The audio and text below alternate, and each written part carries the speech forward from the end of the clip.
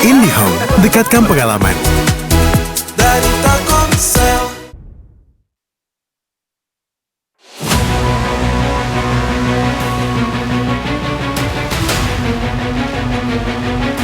Gejolak yang mengguncang tubuh pengurus besar Nahdlatul Ulama terus bergulir. Alih-alih mereda, konflik di tubuh organisasi Islam terbesar di Indonesia itu justru semakin meruncing hingga berujung dualisme kepemimpinan. Upaya islah yang disuarakan oleh para kiai sepuh dan nahdliyin di akar rumput tak kunjung membuahkan hasil. Sementara kedua kubu yang berseteru tetap ngotot dengan sikap masing-masing. Lantas, akankah konflik di PBNU berakhir di meja hijau? Saya melihat bahwa secara politis, baik dari Rais Am, dari jajaran PBNU sendiri, termasuk ada Gus Ipul yang sebagai sekjen, dan kemudian kiai-kiai sepuh yang biasanya diminta pendapat terkait dengan Islam, semua berkiblat kepada surat edaran dari Rais Am, yaitu Gus Miftahul Akhyar. Kalau orang NU itu ya harus menaati pimpinan tertinggi, yaitu Rais Am gitu. Jadi saya rasa secara politis Gus Yahya sangat rentan ya, dan jalur hukum kemungkinan akan menjadi pilihan bagi Gus Yahya karena dia tidak ada backing lagi, saya lihat. Di tengah perlawanan, Yahya Khalil Stakuf alias Gus Yahya mempertahankan kursinya sebagai Ketua Umum PBNU. Syuriah justru menggelar rapat pleno untuk memilih pejabat Ketua Umum PBNU menggantikan Gus Yahya. Rapat pleno yang mengukuhkan pemakzulan Gus Yahya itu dihadiri oleh jajaran tokoh terpandang Nahdlatul Ulama, mulai dari Rais Am, Miftahul Akhyar, Menteri Sosial Saifullah Yusuf atau Gus Ipul, hingga Menteri Agama Nasaruddin Umar. Seluruh peserta rapat sepakat Gus Yahya resmi dicopot dan Zulfa Mustafa ditunjuk memimpin PBNU hingga perhelatan Muktamar pada 2026 mendatang. Penetapan pejabat Ketua Umum PBNU masa bakti sisa sekarang ini, yaitu Yang Mulia beliau Bapak Kiai Haji Zulfa Mustafa. Oleh karena itu, beliau akan memimpin PBNU ini sebagai pejabat Ketua Umum, melaksanakan tugas-tugasnya sampai dengan muktamar yang insya Allah akan dilaksanakan di 2026.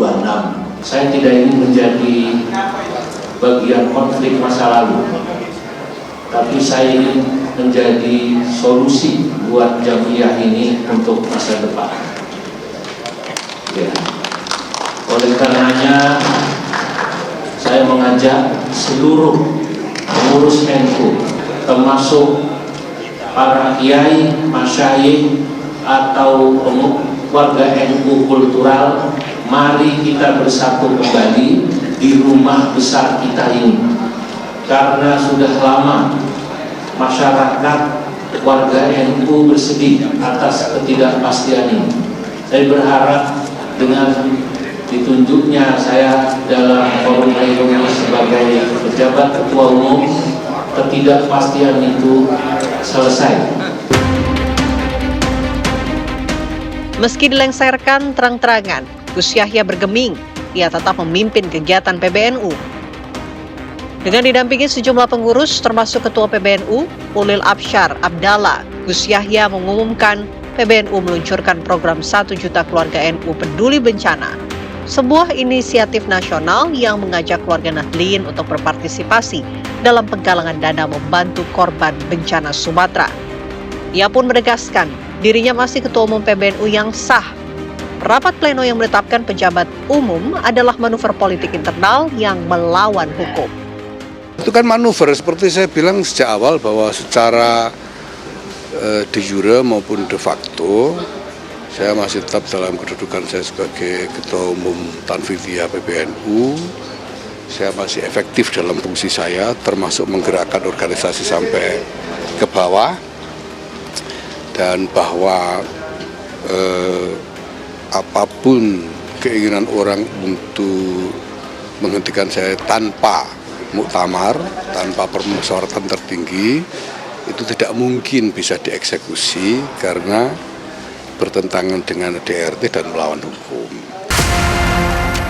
Gus Yahya bilang sesuai ADART organisasi dan peraturan di PBNU, posisi ketua umum tidak bisa digantikan dengan seenaknya kecuali melalui mekanisme muktamar. Gus Yahya pun mengaku siap menempuh jalur hukum jika upaya dialog tidak kunjung terwujud. Kita siap, apapun yang diperlukan kita siap. Itu kan untuk menegaskan posisi saya bersama teman-teman yang sekarang ini masih kompak di dalam PBNU ini ya, bahwa kita ini ingin menjaga tatanan organisasi, itu saja. Ya enggak mungkin ada dua lah, tidak mungkin ada dua. Pleno malam ini kan katanya melahirkan PJ Ketum nih Gus. Ya. Ini bagaimana Gus? Akan menggugat atau gimana? Lah kalau plenonya nggak sah itu kok ya masa ya bisa dianggap sah. Tapi ada kekhawatiran perpecahan nggak sih Gus di internal? Ya, dan sekarang itu sampai ke bawah semuanya orang tidak mau NU pecah, nggak ada yang mau NU pecah, itu tidak ada. Dalam konflik di internal PBNU, ada dua kubu besar yang saling berhadapan. Kelompok pertama adalah Gus Yahya yang bersikukuh tetap sah menjabat sebagai ketua umum PBNU. Sementara kubu kedua adalah Rais Am PBNU Miftahul Ahyar yang menganggap pemecatan Gus Yahya sudah sesuai dengan aturan organisasi. Terlepas siapa yang benar dan siapa yang salah, perseteruan sengit di jajaran elit organisasi ini memicu berbagai spekulasi. Mengapa hal ini bisa terjadi? Siapa yang diuntungkan dari konflik internal di PBNU? Kalau saya rasa kalau krisis legitimasi, ya jelas yang akan menderita krisis legitimasi lebih ke Gus Yahya. Kalau dia menolak, karena ini mayoritas NU kan sudah mendukung Rais Am. Nah, dan juga saya juga kemungkinan ya Gus Yahya tidak akan menerima begitu saja dia diganti karena selain isu Zionisme, ada isu ekonomi politik di sini.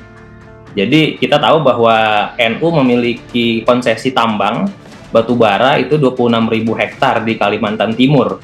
Dan apabila Gus Yahya itu diberhentikan, otomatis kemudian orang-orang yang berada di tambang yang ditempatkan untuk mengelola tambang tersebut akan ganti gerbong. Ada pergantian pemain di sini. Nah, faktor ekonomi politik ini yang kemudian saya rasa akan memicu Gus Yahya untuk terus mempertahankan bahwa dia adalah ketua umum PBNU. Organisasi sebesar PBNU kini seolah berada di ambang perpecahan akibat konflik internal para elitnya. Meski bukan pertama kalinya terjadi, kalangan nahdliyin tentunya berharap para pihak yang berseteru segera melakukan islah ketimbang menempuh jalur hukum yang menguras energi organisasi.